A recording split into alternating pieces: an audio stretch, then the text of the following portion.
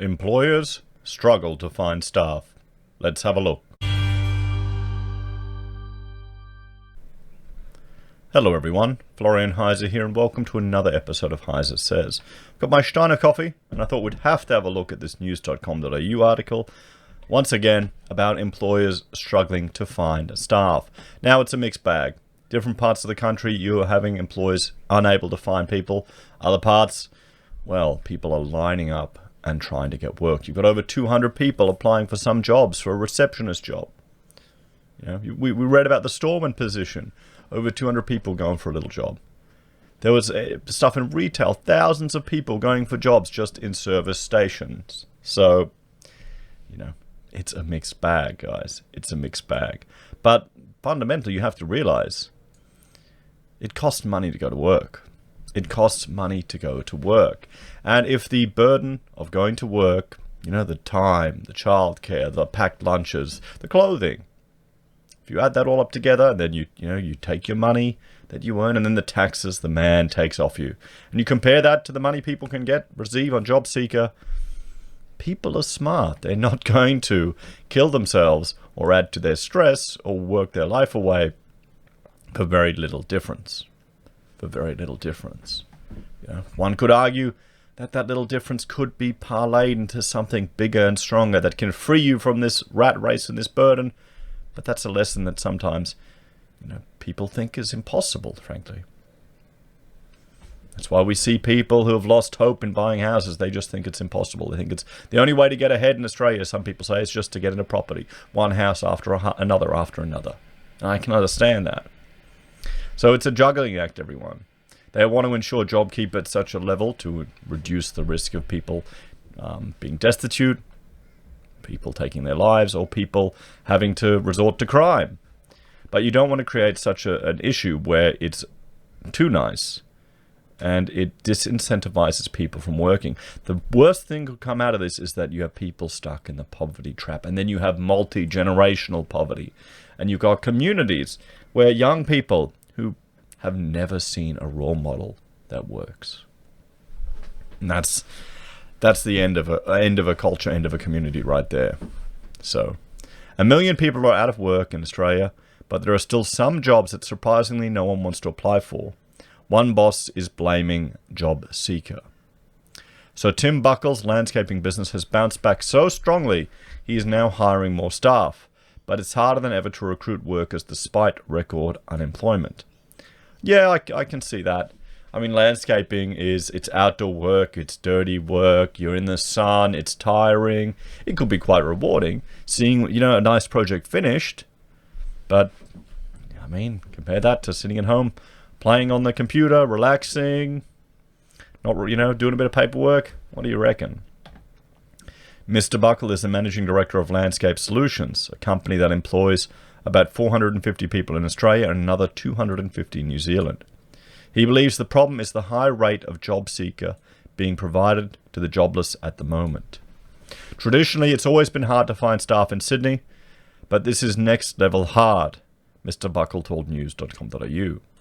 Once the job seeker and JobKeeper came in, we saw a massive increase in difficulty in trying to find people.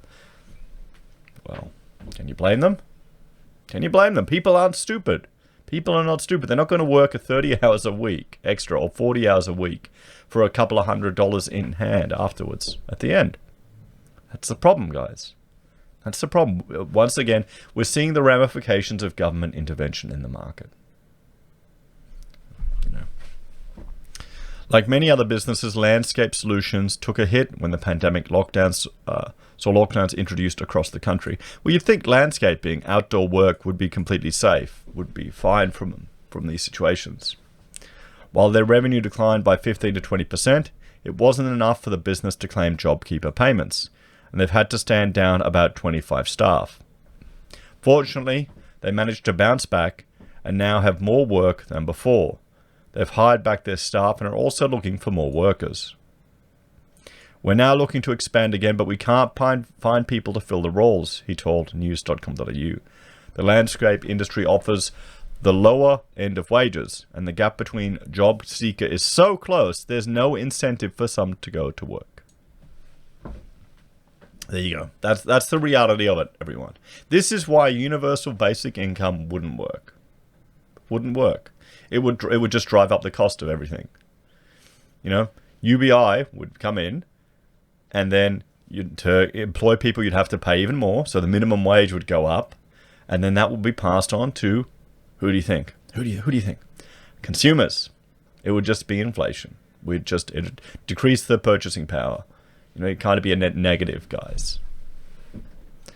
Mr. Buckle said the toughest place for him to fill roles was in Sydney. It currently has more than 20 roles available in New South Wales. Most of these are in Sydney. They include apprenticeships, as well as roles that don't require any experience. He said the most difficult role to fill was for a trade assistant, which is an unskilled role that involves mowing, gardening, and landscape labour. This tells me that's linked to the job seeker and job keeper payments, he said. The trade assistant role pays about $25 an hour. That's good money, isn't it? Or am I just so far removed from reality? $25 an hour? And so a full-time employee can earn just under $1,000 a week before tax. This equates to around $785 a week after tax, which is only about $200 more than the current unemployment benefits of around $550 a week. True, he's right. But you've got to think about it. That $200, some people are investing hundreds of thousands of dollars in property just to walk away with that $200. Sure, it's passive income. Sure, you don't need to do anything for it. Well, you know, you do. But still, you know, you could, if you stash that away every week, you could build it up to something bigger, so you can free yourself eventually from the need to have to work. But people don't think like that, do they? People don't even have an emergency reserve in Australia. People think the government will always take care of them. Am I saying outdated thinking here? We're just getting no applicants, he said. We're getting 1 or 2 applicants for each job, role at best. Previously, we might have gotten 30 or 40. And here's the other thing. One thing Rachel says, she's saying, you know, everyone's calling for manufacturing this and that, but we're too soft here in Australia. You know, how many people would want to live next to a factory? How many people would want to deal with the pollution associated with that? There'd be so many government regulations imposed on these businesses. How many people want to take the risk of doing that as a business? You know, you'd have protesters, everything. Can you just imagine? And how many people want to actually do, you know, trade work? $25 an hour, mowing lawns, all that stuff. You know, it's work. It's work.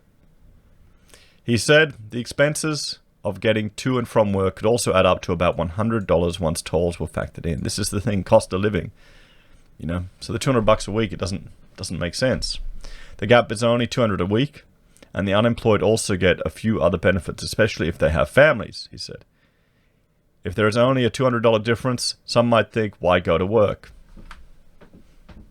I do think it will change if the payment drops off in October, but what happens between July and October? You've got to pay the people more, and then you've got to push that cost onto your clients. That's what you have to do. You know, and then he may lose work. The problem is he's obeying the rules. I wonder how many people, we've had someone in the comments say how they've got people applying for jobs wanting cash in hand. Oh, you know, they better reduce the cash ban to $100 limit. You know, if you spend $100 cash, you'll go to jail. A Senate inquiry that reported in April this year found that previous levels of New Start payment, which provided unemployed about $250 a week to live on, were inadequate, and that some people were likely living below the poverty line. In the wake of the pandemic outbreak, the government doubled the payment and renamed it Job Seeker. There are reports the government won't return it to pre-pandemic levels, although the details have not yet been confirmed. While Mr. Buckle acknowledged that it would be hard to survive on the previous unemployment payment of $250 a week, he didn't understand why the rate had been doubled for those already unemployed when the pandemic hit. My position is we've got 10 to 20% underlying unemployment. Surely we should get more applicants, he said. Job seekers should be cut down so people are actively encouraged to find work. The Morrison government is due to announce changes to the job seeker payment this week, as well as the job keeper payment, which is a higher payment that keeps people attached to their workplaces. Prime Minister Morrison confirmed on Monday the government would be changing the JobKeeper scheme with new measures to apply from late September. The political editor, Samantha Maiden, reported eligibility for the JobKeeper payment is set to be tightened, and the payment will be reduced to about $1,000 a fortnight from the current $1,500. However, the payment would extend to Christmas instead of finishing in October as previously announced. Mr. Buckle said the changes were also necessary for job seeker. I don't know the answer, but I think something has got to change, he said. I'm not against support for individual industries such as tourism. They've got to have some sort of assistance because they're going to have long-term structural problems for their businesses, which is terrible. But Mr. Buckle said the higher job seeker payment appeared to be discouraging people from finding work. Unfortunately for us, we'd love to pay more, but the market says that's the rate. Clients won't pay more than that, he said. And there you go. There you have it, everyone. This is the thing. All the idiots that are saying, oh, if you can't pay a living wage, have never run a business. Because when you start paying more, you lose work. You lose clients. And particularly if you're competing with businesses that can potentially offshore it, you got no chance. No chance. Last week, it was revealed that Australia has recorded the highest unemployment rate in 22 years.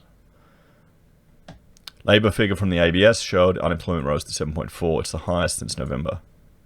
So there we have it, guys. And they're talking about the JobKeeper subsidy that's been pushed out. What do you think about this? What do you think? Do you think it's right that the job seeker is just a little bit too luxurious? But, I mean, it makes a lot of sense. If you're $100 a week on tolls, would it be worth it? Would you be doing all that work out in the sun, then you got to add sunscreen, all this other stuff on it, for $100 more? Getting up early, going to site, dealing with all of that. You'd be crazy to. You'd be crazy to. As always, let me know your thoughts and opinions in the comments below. Please like, share, and subscribe to the channel. If you're a fan and want to support the content I create here, there are a few ways you can. You can join us on YouTube or Patreon. You can support us using our affiliate links at Amazon, eBay, Independent Reserve, or Kucoin. You can buy our merch from HeiseSays, use Gold Pass from the Perth Mint, or support us via PayPal. Take care, everyone. I'll see you next time.